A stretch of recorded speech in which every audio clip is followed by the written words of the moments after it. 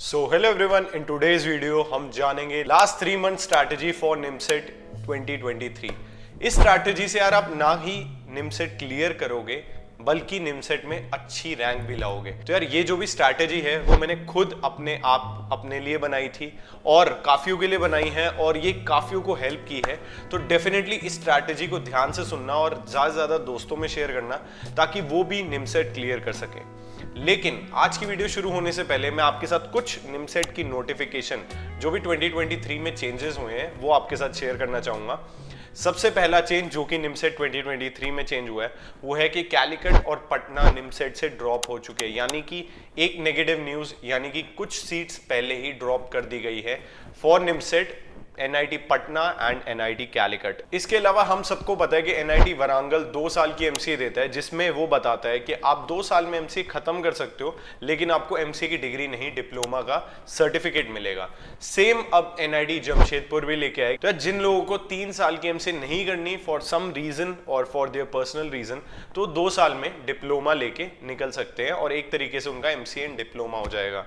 तो ये 2 colleges NIT JSR as well as NIT Warangal 2 साल की एमसीए का डिप्लोमा प्रोवाइड कर रहे हैं इस साल से। इसके अलावा जो थर्ड सबसे बड़ा चेंज आया है वो ये है कि कंप्यूटर अवेयरनेस के क्वेश्चन जो 10 आते थे वो अब 20 हो चुके हैं और जो इंग्लिश के क्वेश्चन 20 आते थे वो 10 हो चुके हैं।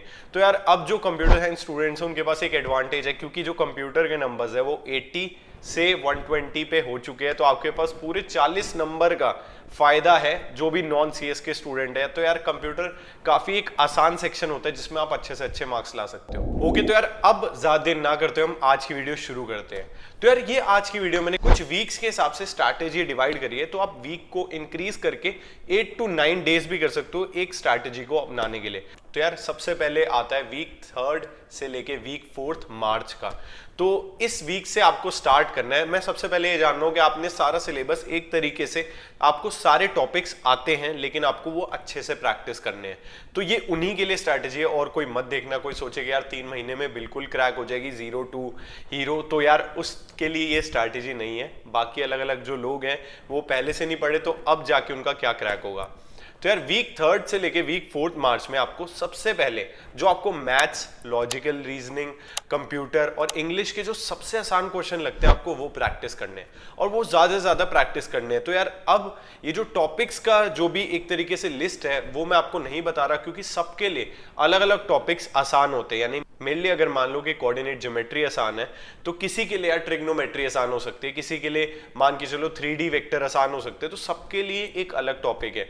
तो सारे अपने हिसाब से जिनको भी जो उनसा आसान लगता है वो सारे क्वेश्चंस करें। उनके 30 क्वेश्चन पर डे आपको करने हैं जिससे कि आपका एक तरीके से फ्लो बन जाए। और जो भी क्वेश्चन बहुत ज्यादा रिपीटेटिव हैं वो एक तरीके के आप एक कॉपी में मेंटेन कर लो कि यार ये क्वेश्चन बहुत बारी देख चुका हूं मैं, तो इसका आंसर ये है। अब वो टाइम चला गया जिसमें आपको एक एक सब्जेक्ट को एक एक दिन पकड़ना है। ऐसा कुछ नहीं है, आपको हर दिन पे हर सब्जेक्ट करने हैं, सारे सब्जेक्ट करने हैं आपको। तो आप ढंग से प्रैक्टिस करना है इसकी। आपको इससे क्या होगा कि एक तरीके से रोज आप कई क्वेश्चंस बहुत बारी देखोगे तो रिपीटेटिव जो भी क्वेश्चंस आ रहे पिछले साल में या फिर आप देख रहे हो कि ये क्वेश्चन काफी ज्यादा इंपॉर्टेंट है और इसी से काफी ज्यादा क्वेश्चन बन रहे हैं मेरे अलग अलग टाइप के, से वैल्यू चेंज है, तो वो आपके दिमाग में बैठ जाएंगे।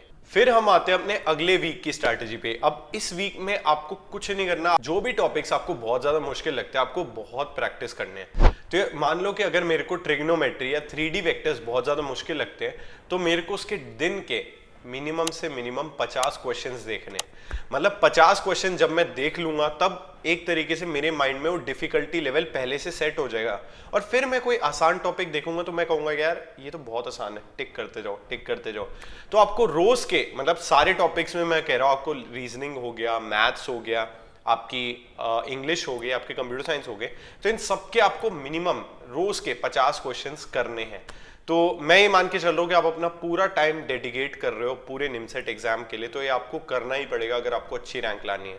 तो आपको पूरे एक हफ्ते यही करना है, अपने डिफिकल्ट टॉपिक्स पे वर्क करना है और इसके सारे जो भी एक फॉर्मूलाज है वो एक शीट पे लिख लो और उसको रोज देखो ताकि आपके दिमाग में बैठ जाए। तो यार जितने भी आपने फॉर्मूलाज देखे उससे कोई अलग चीज आ ही ना पाए आपके पास कि यार ये चीज तो कुछ नई नहीं है, अच्छा मतलब इसका सिर्फ ये वे है सॉल्व करने का। तो आप इससे आपको काफी ज्यादा इंप्रूवमेंट दिखेगी अपनी सारे डिफिकल्ट टॉपिक्स पे। तो फिर हम आते हैं अपने अगले वीक पे। अब इस वीक में आपको क्या करना है, सिर्फ मॉक टेस्ट देने पूरे वीक में। तो इससे पहले आप अपने पूरे दिन को क्वेश्चन वाइज फोकस कर रहे थे, अब आपको पूरे अपने दिन को मॉक टेस्ट के बेस में फुली फ्लेजेड यूज करना है, यूटिलाइज करना है। तो अब यहां पर आपको क्या करना है, अपने जो भी आपने अपनी मिस्टेक्स करी है उसको ध्यान से देखना है एक एक मॉक टेस्ट में। और यहां पर आपको कोई टाइम लिमिट नहीं देखनी है, आपको बस हर एक क्वेश्चन सॉल्व करना है इस पूरे वीक के अंदर। तो आप कोशिश करो कि हर एक दिन में आपको कम से कम 2 मॉक टेस्ट आप जरूर दो, और उसकी कोई टाइम लिमिट मत रखो, 2 मॉक टेस्ट आपको दिन के रखने हैं। और उसके अलावा जो भी आपने मिस्टेक्स करी है उसमें जो भी चीजें आपको नहीं पता, आप वो एक तरीके से उसको प्रैक्टिस करो उसी दिन में। तो आपका पूरा दिन एक तरीके से फुली फ्लेज्ड यूटिलाइज हो जाएगा और आपको पता लगेगा कि आपने क्या गलती करी है, और आपको एक तरीके से पेपर देने का प्रेशर भी आ जाएगा कि हाँ यार अब मेरा माइंड पूरा प्रिपेयर हो रहा है। मतलब एक एक स्टेप आप चढ़ रहे हो, पहले आपने ईजी करा, फिर आपने मुश्किल अपने जो भी टॉपिक्स थे आपने उसके ऊपर वर्क करा, अब सीधा आप एक सीढ़ी और ऊपर आ चुके हो कि आप मॉक टेस्ट दे रहे हो, कि अब आपका दिमाग बन चुका है कि हाँ यार अब मार्क बेसिस पे आपने अपने आप को मार्क्स देने हैं। और पूरे वीक में आपने 2-2 मॉक टेस्ट तो देने ही है, इसका मतलब आप पूरे 14 मॉक टेस्ट दोगे। तो आप हर एक अपने पेपर को ध्यान से देखो कि आपके कितने मार्क्स आ रहे हैं, आप कहां पर कमी कर रहे हो, आप कौन सा टॉपिक आपका एक एक सेक्शन में वीक है, और क्या टाइम लिमिट अभी आपको टाइम लिमिट नहीं देखनी, अभी आपको ध्यान से सिर्फ हर एक क्वेश्चन सॉल्व करना है। फिर हम आते हैं अपने अगले वीक के ऊपर। इस वीक में आपको पूरा टाइम के ऊपर फोकस करना है, यानी कि आपको पूरे दिन में एक मॉक टेस्ट देना है। इस पूरे मॉक टेस्ट में आपको पूरी टाइम लिमिट रखनी है कि अगर आपकी मान लो कि एक टाइम लिमिट है, आपने उसी टाइम लिमिट में एक तरीके से निमसेट का जैसे आप पेपर दे रहे हो तो वैसे ही आपको पेपर देना है। यहां पर आपको कोशिश करनी है कि जो भी आप गलतियां कर रहे हो पूरे पेपर में वो आपको मिनिमम से मिनिमम करनी है। और यहां पर आपका पूरा फोकस रहेगा कि आपका दिमाग जितनी भी आपने प्रैक्टिस करी है, मान लो कि अब एक टाइम आ चुका है कि आपकी जितनी प्रैक्टिस हो रखी है उसी में ही आपको जंग जीतनी है। तो आपको क्या करना पड़ेगा, यहां पर देखना पड़ेगा कि आप कौन सा सेक्शन पहले करोगे और कौन सा सेक्शन बाद में करोगे, अपने हिसाब से, किसी और के कहने पे नहीं, किसी यूट्यूबर या फिर किसी और जो भी व्यक्ति है उसके कहने पर नहीं। जितना आप अपने आप को जानते हो आपको उतना ही ध्यान से रख के एक तरीके से पैटर्न बना के तब आपको सोचना है कि आपको कौन सा सेक्शन पहले करना है और कौन कौन से सेक्शन के ज्यादा से ज्यादा आपको क्वेश्चन करने हैं ताकि आप निमसेट में एक अच्छी रैंक ला पाओ। तो इससे क्या होगा, एक तरीके से आप खुद को जानोगे, आप जानोगे कि हाँ यार मिनिमम मतलब मैं पाथ किस तरीके से कवर कर सकता हूँ पास होने के लिए कम से कम टाइम के अंदर।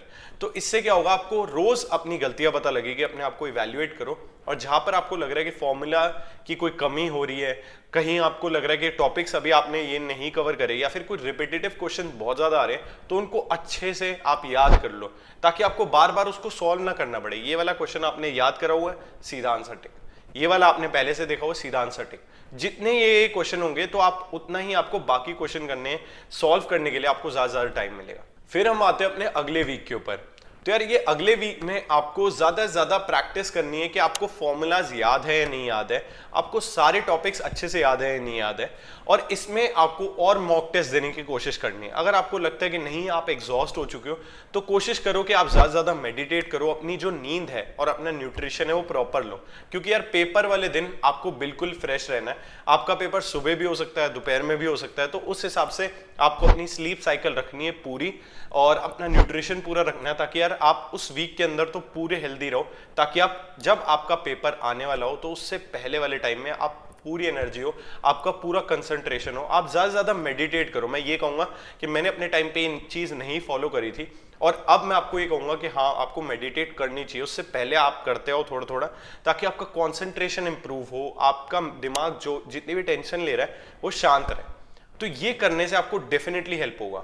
और ये जो मैंने वीक वाइज आपको बता रखा है इससे आप कहोगे कि यार 3 महीने तो पूरे नहीं हुए, लेकिन मैं ये कहूंगा कि आप जो पूरे वीक मैंने आपको बताया आप उसे अपने हिसाब से देखोगे, आपको उसे 9 दिन का रखना है, आपको उसे 10 दिन का रखना है।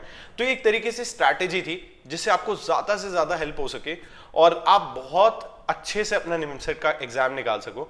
और इसमें आपको मेन चीज एक ये याद रखनी है कि आप अपनी गलतियों को अच्छे से एक पेपर पे लिखो कि हाँ यार ये गलतियां अभी मैं कर रहा हूं, तो इसको अच्छे से प्रैक्टिस करनी है, टू डू लिस्ट मेंटेन करो, रोज सुबह उठ के फॉर्मूलाज की शीट याद करो, मतलब फॉर्मूलाज की जो भी शीट है, रिपीटेटिव क्वेश्चन जो आ रखे हैं वो अच्छे से याद रखो, और प्रीवियस ईयर का एक एक क्वेश्चन आपको दिमाग में होना चाहिए ताकि आप कोई भी गलती ना करो।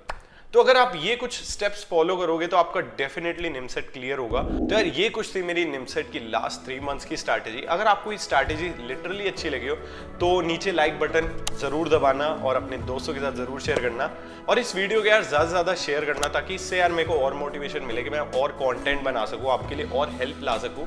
और अगर आपको और भी पॉडकास्ट चाहिए तो मैं बहुत मोटिवेशनल पॉडकास्ट लाने वाला हूं निमसेट के लिए और आपकी सॉफ्टवेयर डेवलपमेंट जर्नी के लिए। तो यार जरूर सब्सक्राइब कर लेना इस चैनल को, द गीक मॉन्क। और आज की वीडियो के लिए इतना ही। Thank you so much.